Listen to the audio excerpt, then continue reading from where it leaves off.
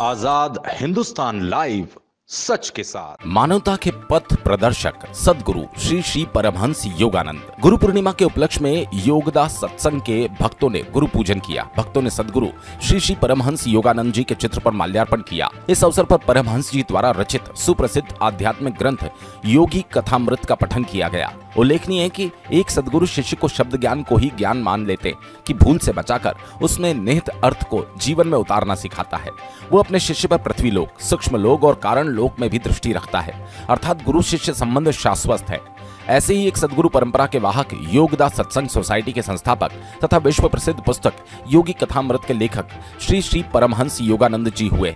परमहंस जी ने मानवता को त्रितापों से मुक्त करने हेतु संपूर्ण मानवता को शारीरिक स्वास्थ्य, मानसिक शांति और आध्यात्मिक विकास के लिए शक्ति संचारक शारीरिक व्यायाम और अपने महान गुरुओं से प्राप्त वैज्ञानिक ध्यान प्रविधि क्रिया योग का उपहार प्रदान किया।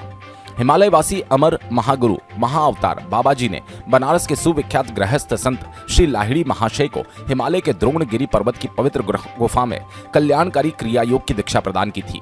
क्रिया योग ध्यान प्रविधि के नियमित और निष्ठापूर्ण अभ्यास से साधक की चेतना का विस्तार होता है और साधक माया के भ्रम से मुक्त होकर आत्म साक्षात्कार प्राप्त करता है।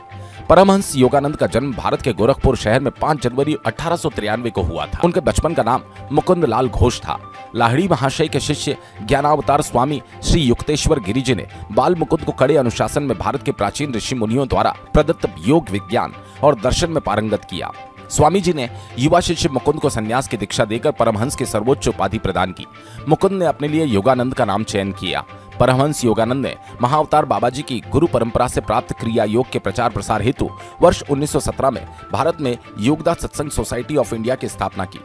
परमहंस योगानंद 1920 में अमेरिका के बोस्टन में होने वाली अंतर्राष्ट्रीय धर्म संसद में भारत का प्रतिनिधित्व करने पहुंचे। परमहंस योगानंद ने अपने नाम के अनुरूप पूर्व और पश्चिम को जोड़ने का काम किया। इस तारतम्य में परमहंस जी ने अमेरिका में सेल्फ रियलाइजेशन फेलोशिप नामक संस्था की स्थापना की।